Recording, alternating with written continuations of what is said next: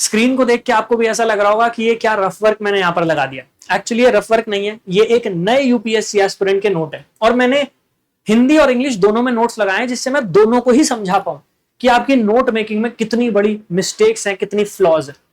हम में से जो भी जब नया नया यूपीएससी की तैयारी में आता है तो सबसे बड़ा चैलेंज जो हम फेस करते हैं वो यही है कि हम नोट्स कैसे बनाएं, क्योंकि जब तक हमारे पास कॉन्साइज प्रिसाइज नोट्स नहीं होंगे तब तक हम अपने सिलेबस को बार बार रिवाइज नहीं कर पाएंगे, और अगर रिवाइज नहीं कर पाएंगे तो अल्टीमेटली क्या होगा, एग्जाम हॉल में जाकर हम चीजों को भूल जाएंगे। अब देखिए, जब आप नए नए तैयारी में आए तो कुछ इस तरीके के नोट्स हैं, फिर ग्रेजुअली आपके नोट्स रिफाइन होते हैं, आप इस लेवल पर पहुंचते हैं, लेकिन आपको यहां नहीं रुकना है, आपको यहां तक पहुंचना है। इस एक डायग्राम में, इस एक माइंड मैप में मैंने बैलेंस ऑफ पेमेंट, भुगतान संतुलन, और इंग्लिश और हिंदी दोनों में है। अगर मुझे सिर्फ एक लैंग्वेज में नोट्स बनाने होते तो मैं इससे भी छोटे में बना सकता था ये नोट्स, लेकिन मैंने हर एस्पेक्ट को ऐड किया है कि बैलेंस ऑफ पेमेंट क्या होता है, बैलेंस ऑफ पेमेंट का मतलब क्या है, इसकी विशेषताएं, फीचर्स क्या है, इसका पर्पस क्या होता है, इसके साथ साथ इसके कंपोनेंट क्या है, कंपोनेंट्स में क्या क्या शामिल होता है, and then balance of payment surplus और डेफिसिट, इसका मतलब क्या है। एक ही डायग्राम में सारी चीजें आ गई। अब ये जो मैं आपको नोट्स दिखा रहा था स्टार्टिंग में, यहीं से स्टार्ट करते हैं। ये दो एस्पिरेंट्स हैं जो इस टाइम मेंटोरशिप में मेरे अंडर है, पर्सनलाइज्ड मेंटोरशिप मैं प्रोवाइड कर रहा हूं तो उसमें मेरे अंडर है। तो जब उन्होंने एक सब्जेक्ट को पढ़ना शुरू किया, जैसे यहां पर अगर आप देखेंगे तो पॉलिटी के नोट्स हैं, ये बनाने की कोशिश की उन्होंने।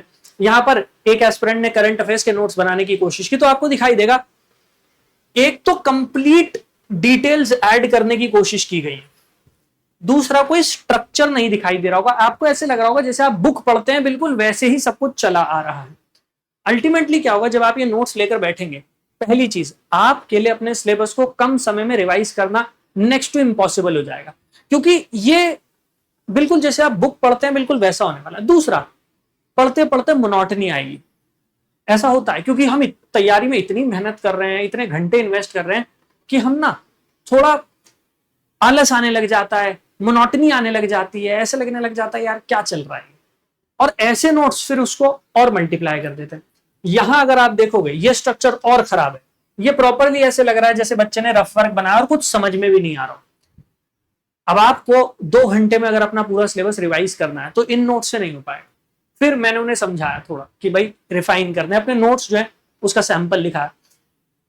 तब जाकर हिंदी की जो एस्पिरेंट है, एक लड़की, उसके नोट्स में अगर आप देखो काफी इंप्रूवमेंट आया। मैं थोड़ा और जूम कर देता हूं पहले वाले नोट्स जिससे आप और अच्छी तरीके से देख पाओ। ठीक है, थोड़ी देर के लिए वाले नोट्स आगे कर देते हैं। इंग्लिश वाले जो है इनको मैं रिमूव कर देता हूं यहां से।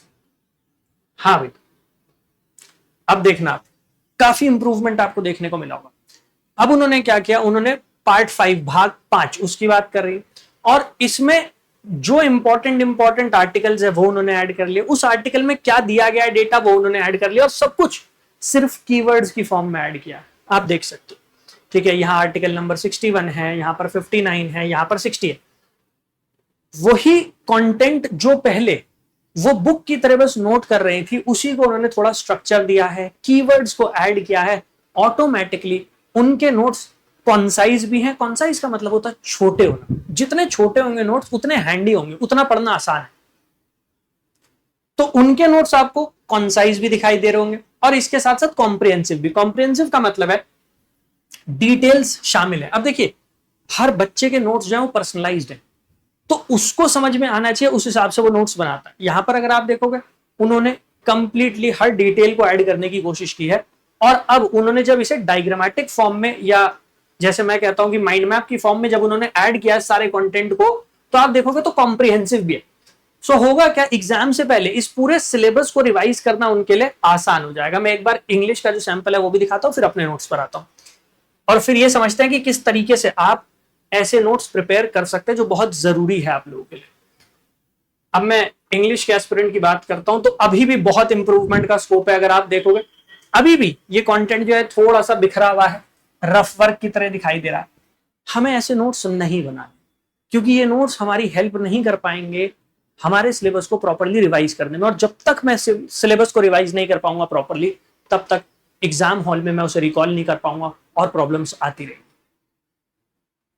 अब आपको करना क्या है और किस तरीके से आपको नोट्स बनाने, जैसे मैंने यहां पर ये बैलेंस ऑफ पेमेंट है। इसके बाद एक और दिखा देता हूं मैं आपको, कहीं आपको लगे सर सिर्फ बैलेंस ऑफ पेमेंट, नहीं, पॉलिटी हो, ज्योग्राफी हो, इकोनॉमी हो, इन्वायरमेंट हो, जितने सब्जेक्ट्स मैंने पढ़ाए हैं, जिनकी क्लासेस मैंने ली, सबके ऐसी नोट्स मैंने प्रोवाइड किए और बाइलिंगुअल इंग्लिश हिंदी दोनों में किए, क्योंकि दोनों ही बच्चे बैच में थे तो दोनों में किए। अब यहां अगर आप देखोगे मैंने आरबीआई के नोट्स बनाए थे, यहां पर आरबीआई के बारे में कि कब स्टैब्लिश किया गया, किस एक्ट के अंडर किया गया, कहां हेडक्वार्टर था, नेशनलाइजेशन कब हुआ, सारी चीजें हैं, बट मैंने बहुत ही कॉन्साइज मैनर में ऐड किया है। लाइंस नहीं लिखी है मैंने बड़ी बड़ी, मैंने सिर्फ कीवर्ड्स उठाए हैं। यहां आप आओगे उसके ऑब्जेक्टिव की मैं बात कर रहा हूं, तो ऑब्जेक्टिव में मैंने सारे ऑब्जेक्टिव ऐड कर दिए जितने ऑब्जेक्टिव कॉम्प्रिहेंसिवली हो सकते हैं। इसके बाद आप आगे आओगे तो जोनल ऑफिस कहां है, रीजनल ऑफिस कहां है, देन क्या क्या काम है उसके, and then central board of director में कौन कौन आता है। इसी तरीके से मॉनेटरी पॉलिसी के नोट्स बनाए गए। ऐसे ही बीओपी बैलेंस ऑफ पेमेंट, जैसे मैंने कहा भुगतान संतुलन, उसके नोट्स हैं कि बैलेंस ऑफ पेमेंट क्या होता है, इसमें क्या क्या शामिल होता है, इसकी फीचर्स क्या है, इसके पर्पस क्या है। जब आप नोट्स प्रिपेयर कर रहे हैं आपको एक चीज ध्यान में रखनी है, ये नोट्स सिर्फ आपके प्रीलिम्स ही नहीं मेंस में भी काम आने वाले हैं, क्योंकि बहुत सारे टॉपिक ऐसे हैं जो कॉमन है और अगर उन पर मेंस में क्वेश्चन आता है तो वहां पर आपको आंसर लिखना है 150 वर्ड का, 250 वर्ड का। अब वो आंसर जब आप लिखेंगे उसमें यही कीवर्ड्स आपकी हेल्प करने वाले हैं, यही आपको उस आंसर को बिल्ड करने में हेल्प करे। अब आपको करना क्या, इस तरीके से आप नोट्स कैसे प्रिपेयर कर सकते हैं वो समझेगा। मैं एक टॉपिक ले लेता हूं, एक टॉपिक लेकर चलेंगे तो और हमारे लिए इजी हो जाएगा। चलिए एक टॉपिक ले लेते हैं और वो टॉपिक है सपोज योर फंडामेंटल राइट्स, मौलिक अधिकार मान लेते हैं। तो आपको क्या करना है, आप सेंटर में यहां पर लिख लो फंडामेंटल राइट्स, मौलिक अधिकार। ठीक है, आपने सेंटर में फंडामेंटल राइट्स लिख लिया। इसके बाद आप एरोज बना लो। ठीक है, सबसे सिंपल फॉर्म है ये, जिसमें कॉम्प्रिहेंसिव नोट्स आप प्रिपेयर कर सकते हो। अब फंडामेंटल राइट्स के बारे में जो भी आप पढ़ते हो उसको सिर्फ कीवर्ड्स की फॉर्म में रिड्यूस करो। मतलब जो भी आप स्टेटमेंट पढ़ रहे हो, पैराग्राफ्स पढ़ रहे हो, उनमें से कीवर्ड्स निकालो और कीवर्ड्स ही आपको यहां पर ऐड करना है। फॉर एग्जांपल, सबसे पहले जब हम पढ़ते हैं पॉलिटी की, कोई भी टॉपिक की मैं बात कर रहा हूं, तो हम ये देखते हैं कि कॉन्स्टिट्यूशन में वो कहां दिया गया। तो ये पार्ट 3 में दिया, तो मैंने लिख लिया पार्ट 3। पार्ट 3 में कहां दिए गए, आर्टिकल नंबर 12 से लेकर 35, 12 से 35 तक मैंने ये लिखा। ठीक है, अब फंडामेंटल राइट को कहा जाता है मैग्ना कार्टा, तो मैंने ये भी लिख लिया कि भाई इन्हें मैग्ना कार्टा ये कहा जाता है। फिर मुझे याद आया कि फंडामेंटल राइट्स ये अपने आप में जस्टिसिएबल है, न्याय संगत है, तो मैंने क्या किया, मैंने जस्टिसिएबल है वो बात लिख ली। अब जस्टिसिएबल का मतलब क्या होता है, जस्टिसिएबल का मतलब है कोर्ट इंप्लीमेंट कर सकती है अपने ऑर्डर्स के थ्रू, तो आप लिख लेंगे कोर्ट इन्हें इंप्लीमेंट कर सकती है, कोर्ट कैन इंप्लीमेंट, इस तरीके से आपने लिख लिया। अब कोर्ट इंप्लीमेंट कैसे करवा रही है, आर्टिकल 32 इंपॉर्टेंट हो जाता है, तो आप यहां लिख लो आर्टिकल 32।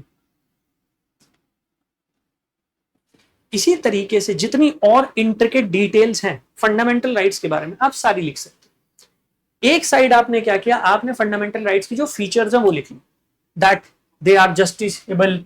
फिर कुछ ऐसे हैं जो सिर्फ सिटीजन्स के लिए हैं, बाकी सबके लिए कॉमन। तो अगर आपको पता है सिटीजन्स के लिए हैं तो आपने लिख लिया सिटीजन्स के लिए कौन कौन से, यहां पर आपने ऐड कर दिया 15, 16, 19, 29, 30। ठीक है, फिर रीजनेबल रिस्ट्रिक्शंस लग सकती हैं, रीजनेबल रिस्ट्रिक्शंस। इस तरीके से क्या होगा, जितनी इंपॉर्टेंट बातें हैं, जितने इंपॉर्टेंट फीचर्स है फंडामेंटल राइट्स के, वो एक साइड आ गया।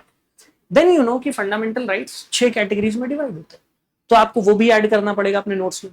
इस साइड आपने क्या किया, आपने लिख लिया कि फंडामेंटल राइट्स की 6 category, 6 category.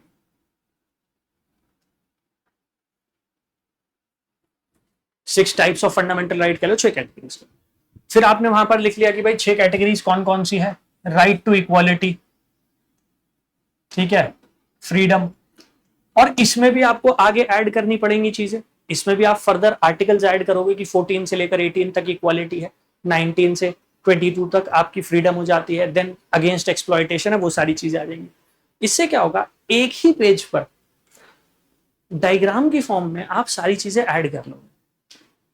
Now think about it कि अगर आपके सिलेबस में 30 to 40 टॉपिक्स हैं तो आपके कितने पेजेस, 30 to 40 पेजेस, चलिए मैं मानता हूं थोड़े ज्यादा हो जाएंगे, 50, 55, 60 पेजेस, मतलब 50 से 60 पेजेस के बीच में आप पूरा का पूरा सिलेबस अपना वो बना लो। अब आपको बुक उठाने की जरूरत नहीं। इसके साथ साथ जब आप व्हाइट शीट पे, प्लेन व्हाइट शीट पे, मैं हमेशा कहता हूं कि जब आप नोट्स बनाओ प्लेन व्हाइट शीट पे बनाने की कोशिश करो, क्योंकि प्लेन व्हाइट शीट पे जो आप नोट्स बनाते हो इन्हें अपडेट किया जा सकता है। फॉर एग्जांपल ये जो नोट्स, अब सपोज इसी से रिलेटेड न्यूज में कुछ आता है और उन्हें अपडेट करना है, तो वो या तो यहीं पर अपडेट कर लेंगी जो खाली स्पेसेस है, नहीं तो आपने एक नई प्लेन व्हाइट शीट ली, उस पर आपने वो जो न्यूज में आर्टिकल में जो भी एडिशनल नॉलेज थी उसको ऐड कर लिया और इसमें स्टेपल कर दिया। तो आपके नोट्स में स्टैटिक का सिलेबस भी आ गया, स्टैटिक का पोर्शन भी आ गया, प्लस जो करंट अफेयर्स में चल रहा है आपने वो भी ऐड किया। अनलेस एंड अनटिल आप अच्छे नोट्स नहीं बनाएंगे तब तक आपको यही प्रॉब्लम फेस करनी पड़ेगी कि अल्टीमेटली क्या होगा, एग्जाम आपका नजदीक आ जाएगा, सिलेबस प्रॉपर्ली रिवाइज नहीं हो पाएगा, और माइंड यू जो अभी करंट सिनारियो है इसमें जब तक आप 4 से 5 बार अपने सिलेबस को रिवाइज नहीं कर लेते, 4 to 5 टाइम एटलीस्ट, तब तक एक्सपेक्ट भी मत करिए कि वहां जाके पेपर क्रैक हो पाएगा। मैं एक बहुत ही ऑनेस्ट और रियलिस्टिक सिनारियो आपके सामने प्रेजेंट कर रहा हूं कि जब तक आप 4 to 5 टाइम्स अपने सिलेबस को रिवाइज नहीं कर लेंगे तब तक वो पेपर नहीं हो पाएगा। क्यों नहीं हो पाएगा? क्योंकि वहां बैठकर आप चीजें रिकॉल नहीं कर पाएंगे, और रिकॉल नहीं कर पाएंगे तो अल्टीमेटली क्वेश्चन का आंसर करना बहुत मुश्किल हो जाता है, कंफ्यूजन बहुत होता है। स्पेशली 2026 में आपने एक पैटर्न चेंज होता हुआ देख ही लिया। सो मेक श्योर, याद रखिए इस बात को कि आपको सिलेबस को 4 to 5 टाइम रिवाइज करना है, और रिवाइज करना है तो आपके पास ऐसे प्रिसाइज हैंडी नोट्स होने चाहिए। जब तक नहीं होंगे तब तक ये पेपर आपके लिए मुश्किल बना रहेगा, और सिर्फ प्रीलिम्स ही नहीं, मेंस में। जैसे मैंने बताया कि ये जो भी मैंने दोनों नोट्स आपको दिखाए, ये वो बच्चे हैं जो मेंटोरशिप में मेरे साथ जुड़े हैं। आप मेंटोरशिप और फाउंडेशन बैचेस जो उसमें भी मेरे साथ जुड़ सकते हैं। आपको सिर्फ वेबसाइट पर जाना है, यूपीएससी टॉपर्स हब। जब आप मेरी वेबसाइट पर आ जाओगे तो यहाँ पर आर कोर्सेज का एरिया है, यहाँ चले जाना। जब आप इस एरिया में आ जाओगे तो यहाँ नीचे आपको सारे बैचेस दिखाई दे जाएंगे। फाउंडेशन प्लस मेंटोरशिप का कॉम्बो भी है, सिर्फ मेंटोरशिप चाहिए तो वो भी है। इसके साथ साथ फाउंडेशन में अगर आपको इंडिविजुअल सब्जेक्ट पढ़ना चाहते हैं वो भी है, और कंप्लीट बैच भी है। इन सभी बैचेस में जो नोट्स अभी मैंने आपको दिखाया, मैं इसी टाइप के नोट्स प्रोवाइड करता हूँ। तो चाहे आप इकोनॉमी में मेरे साथ जुड़ रहे हो, चाहे पॉलिटी में, चाहे ज्योग्राफी, चाहे एनवायरमेंट, डिजास्टर मैनेजमेंट, और चाहे फाउंडेशन बैचेस, इनमें जो नोट्स मैं आपको प्रोवाइड करूंगा वो इसी फॉर्मेट में होंगे। तो आपको नोट्स बनाने की जरूरत नहीं है, आप सिर्फ क्लासेस पर फोकस कीजिए, अपनी अंडरस्टैंडिंग बिल्ड कीजिए। अगर आप मेंटोरशिप में मेरे साथ जुड़ रहे हैं तो भी मैं आपको ये नोट्स प्रोवाइड कर दूंगा। बस आपको मेक श्योर करना है कि आप चीजों को अच्छे से कवर करें। एंड यस, करंट अफेयर्स को देखते हुए एक अलग से स्पेसिफिक करंट अफेयर्स का बैच में रन कर रहा हूँ, जिसमें कंप्लीट ईयर का बैच भी है, और अगर आप मंथ वाइज जुड़ना चाहें तो मंथ वाइज भी है। तो जून मंथ चल रहा है, उससे रिलेटेड करंट अफेयर्स इसमें कवर करवा रहा हूँ डेली बेसिस पर। 499 रुपीज का प्राइस है। हर रोज क्लास होती है, कंटेंट आपको मिल जाता है, और ये ईयरली बैचेस में आप जुड़ सकते हैं। मेक श्योर नोट्स जरूर बनाएं। अगर आप नोट्स नहीं बना रहे हैं तो आप खुद आपके सिलेक्ट ना होने के लिए एक रीजन यूपीएससी को दे रहे हैं, वो मत करिएगा। ऑल द बेस्ट, जय हिंद।